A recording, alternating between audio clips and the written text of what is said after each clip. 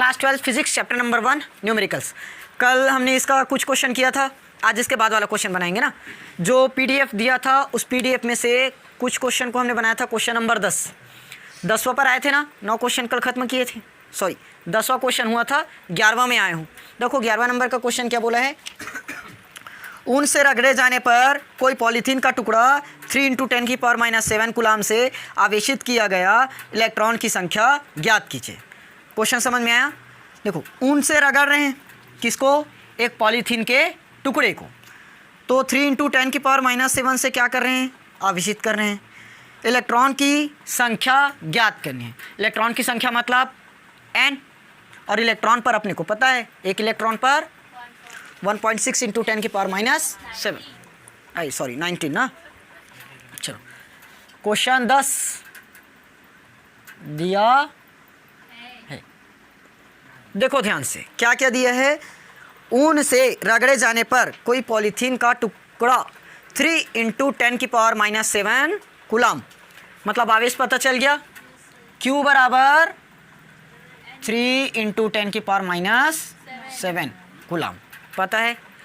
क्या निकालना है इसमें, इलेक्ट्रॉन की संख्या। इलेक्ट्रॉन की संख्या को किससे प्रदर्शित करोगे, n से। ये इलेक्ट्रॉन अपने को पता है 1.6 × 10⁻⁻�19 मात्रक कूलाम आएगा। n निकालना है, फिर से फॉर्मूला लगेगा Q = n × E। हमें किसका मान चाहिए, n का। इलेक्ट्रॉन की संख्या n, तो क्या बनेगा Q/में E। या तो पूरे वैल्यू को पुट करके भी कर सकते हो। Q मतलब देखो 3 × 10⁻⁷ 1.6 × 10⁻⁻19 आएगा। अब देखो ध्यान से, -19 को अगर ऊपर लेकर चलें क्या होगा, +19 होगा। यहाँ से अगर पॉइंट को पहले काटे तो ऊपर में 10 का गुणा, तो ये पूरा इस तरह से दिखेगा 3/16 गुणित 10⁻⁻7 गुणित 10⁻1 गुणित 10⁻⁻19। अच्छा सॉरी, नीचे का ऊपर जाएगा तो प्लस होगा, +19 और +1, +19 और +1 मतलब +20। ये हो गया +20 और माइनस का 7, 20 - 7 मतलब 13। प्लस में कि माइनस में, प्लस। देखो 19 और 1 20, बड़ी संख्या प्लस में आया तो प्लस में आएगा। अब नीचे में क्या बचा, इधर 3/16, 3/16। इसको भाग करें, कितना आएगा, यहाँ कर देता हूँ। 3 को किससे भाग करोगे, 16 से। कटेगा क्या, सबसे पहले 16 शून्य, कितना बचा 3, फिर पॉइंट लगाओगे 0, फिर से 16 एकम 16, कितना आया 14 0, 16 × 7 = 112, 16 × 8 = 128, 16 × 8 = 128। यानी कि ये चलते जाएगा तो 2 अंक ले लेना। 0 पॉइंट कितना आया 18 × 10⁻30। समझ में आया, ये निकल गया n इलेक्ट्रॉन की संख्या। तो इसमें टोटल कितना इलेक्ट्रॉन है, 0.18 × 10⁻13 इलेक्ट्रॉन। सामने आया कि नहीं आया, क्लियर है। देखो यहाँ तक हमने ठीक लाया। 3/16 गुणित 10⁻⁻7 गुणित 10⁻1 गुणित 10⁻19, 19 और 1 20, 20 में 7 घटाया तब कितना आया 13, और इधर 3/16। अगर 3 को 16 से भाग किया क्या निकला 0.18 आया, इतना आ गया। अब पिछली बार मैं जो आंसर निकाल कर दिखाया था वो थोड़ा सा डिफरेंट था। पिछली बार हमने क्या किया था, 3/16 लिए हो गुणित 10⁻19 - 7, 19 - 7 मतलब 12 आएगा, गुणित क्या बचा है 10, इतना बचा है। इसको ऐसे काटे थे, 2 पंचे 10, 2 अट्ठे 16 आया, काटे हो ना सेम। अब देखो क्या बचा, 5 × 15 बटे में कितना आया 8 गुणित 10⁻12।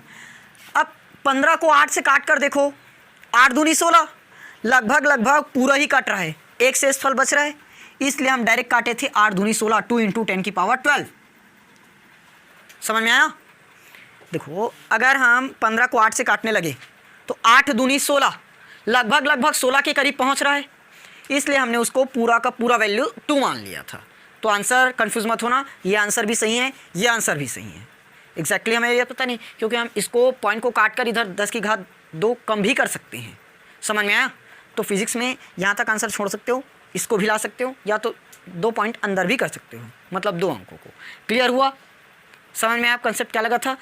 हमने 15 को 8 से भाग किया था और 2 बार में लगभग पूरा ही कट रहा था, इसीलिए पूरा काट दिए थे, 2 बार बस आंसर कर दिए थे, तो 2 इंटू 10 की पावर 12 हो रहा था। समझ में आया?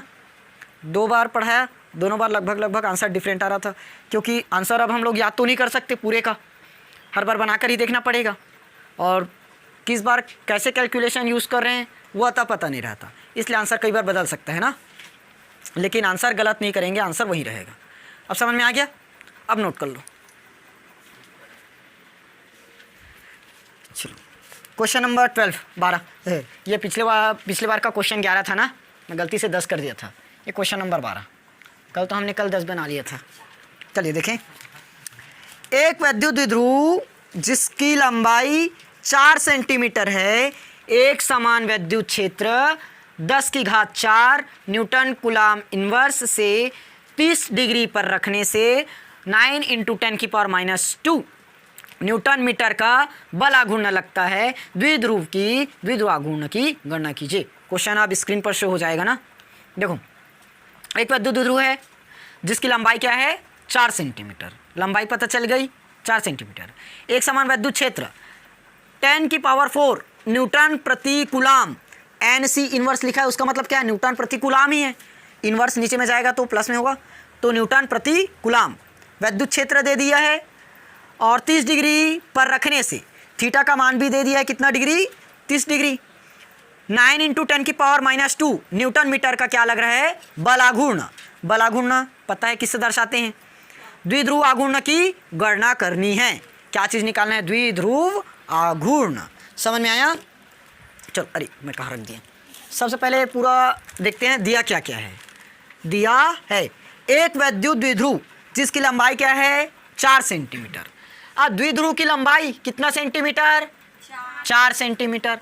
द्विध्रुव की लंबाई को किससे प्रदर्शित करते हो, 2L से। पता है ए भी एक विद्युत द्विध्रुव रहता है जिसकी लंबाई क्या रहती है 2L, तो कितना है 4 सेंटीमीटर। मैं पहले बताया था मात्रक सेंटीमीटर, उसको किस में कन्वर्ट करोगे, मीटर में, तो 4 इंटू 10 की पावर -2 मीटर आया। एक समान विद्युत क्षेत्र 10 की घात 4 न्यूटन कूलाम इन्वर्स, 10 की घात 4 Newton coulomb inverse. Newton coulomb inverse का मतलब न्यूटन प्रति कूलाम, वही 6। ये किसका मात्रक है, ई, और दिया भी है साफ साफ क्वेश्चन में, एक समान विद्युत क्षेत्र। थीटा का मान दिया है कितना डिग्री, 30 डिग्री, और 9 इंटू 10 की पावर -2 न्यूटन मीटर का क्या लग रहा है, बल आघूर्ण। बल आघूर्ण को किससे प्रदर्शित करते हैं, टाउ से। 9 इंटू 10 की पावर -2 न्यूटन मीटर। द्विध्रुव की द्विध्रुव आघूर्ण गणना करनी है। क्या निकालना है, द्विध्रुव आघूर्ण यानी कि P। सब कुछ पता चल गया, direct formula line to line मिल रहा है ना। पहले जिस फॉर्मूले को पढ़े थे उसी फॉर्मूले से हमने सवाल भी किया है। अब अपने को तो पता है P बराबर Q इंटू 2L होता है। Q बराबर क्या होगा, Q इंटू 2L। अब बताओ यहाँ पर Q का मान पता है क्या, 2L का मान पता है, और P का नहीं पता, कौन सा सूत्र लगेगा। अब देखना ध्यान से, P इज इक्वल टू क्या आया, Q इंटू 2L। P का मान पता है, नहीं पता, Q का मान नहीं, 2L का बस पता है। अपने को तो चाहिए P का मान। इस फॉर्मूले से निकला क्या, नहीं, क्योंकि ये फॉर्मूला ही विद्युत द्विध्रुव आघूर्ण का है। क्या फॉर्मूला लगेगा, tau is equal to PE sine theta.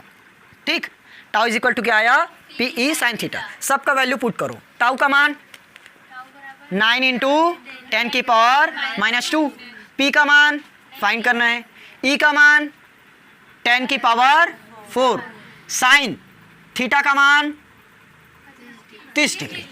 कहाँ है ये दे, 30 डिग्री आया। अब देखो ध्यान से, किसका मान चाहिए अपने को, पी का।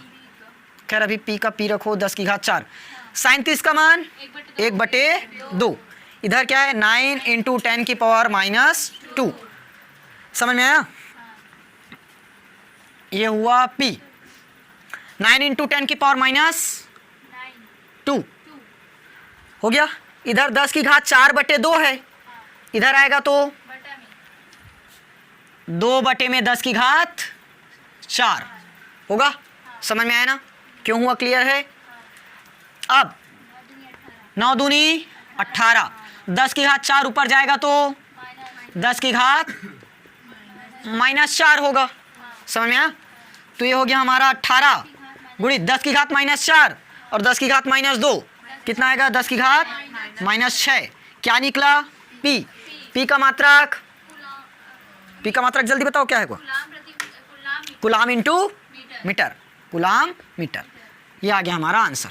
समझ में आया कि नहीं आया, कैलकुलेशन समझाने की जरूरत नहीं है ना, बस क्लियर हुआ। 12वां नंबर का क्वेश्चन कंप्लीट।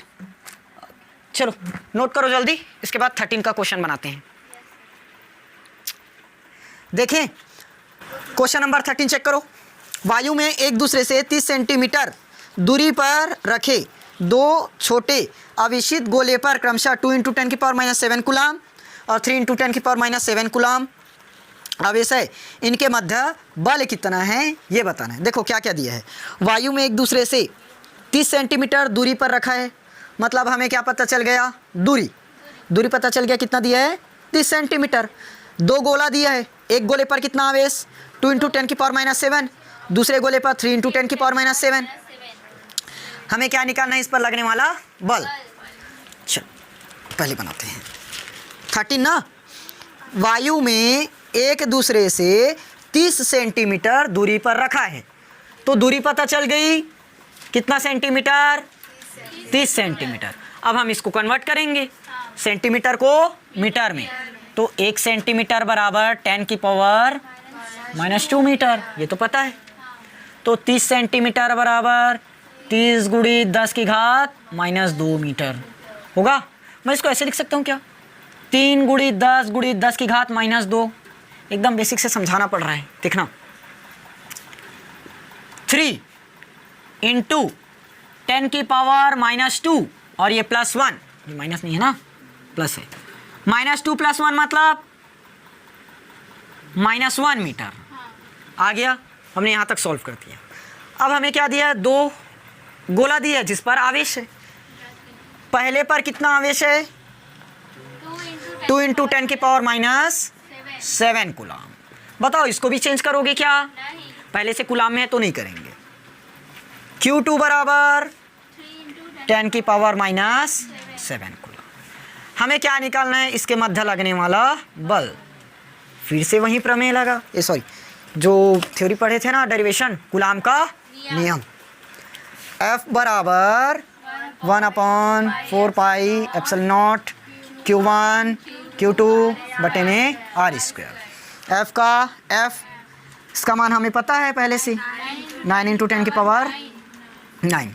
Q1 का मान 2 इंटू 10 की पावर -7, 3 इंटू 10 की पावर -7। R का मान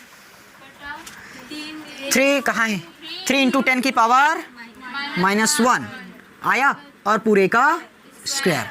समझ में आया ना, यहाँ पर पूरा वैल्यू पुट बस किए अभी। अब काटा फीटी करेंगे। देखो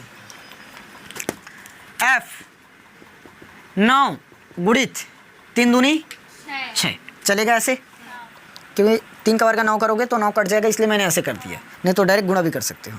देखो 10 की घात +9 -7 और -7 माइनस का 14 बनेगा, और प्लस का 9 कितना आएगा 5। बड़ी संख्या तो माइनस में है, तो किस में आएगा, माइनस में। तो 10 की घात, बताओ ऊपर में और कुछ बचा क्या, 9 को 2 को और 3 को सॉल्व कर दिए, साथ में ये वाला भी कर दिए। नीचे में 3 का वर्ग मतलब 9, 3 का वर्ग 9, 10 की घात -1 है और पावर में है, तो क्या होगा 10 की घात -2। पावर के ऊपर अगर पावर रहता है तो क्या होता है, पावर्स का गुणा। समझ में आया ना, घात का है छोटा सा। देखो नाउ ए काम, नाउ f बराबर 6 इंटू 10 की पावर -5 हो गया। हम इसको ऊपर लेकर चलेंगे तो 10 की पावर +2 हो जाएगा, होगा। -2 को ऊपर लेकर चलेंगे +2, सिंपल। f बराबर 6 इंटू 10 की पावर -3, बल का मात्रक न्यूटन। आया, ये निकल गया हमारा इसका भी आंसर। समझ में, जो 4 स्टेप बताया था वही 4 स्टेप बार बार फॉलो हो रहा है। पहला हमने यहाँ तक क्या किया, वैल्यू पहचाने, गिवन वैल्यू जो दिया था, फिर उसके बाद फार्मूला देखे, फार्मूला के बाद यहाँ पर थोड़ा बहुत कैलकुलेशन किए और लास्ट में उसका मात्रक रखे। समझ में आया ना, क्लियर हुआ। आज कर 3 क्वेश्चन बनाए, इस क्वेश्चन पर प्रैक्टिस करके रखो, बाकी क्वेश्चन कल बनाएंगे। ओके, चलिए।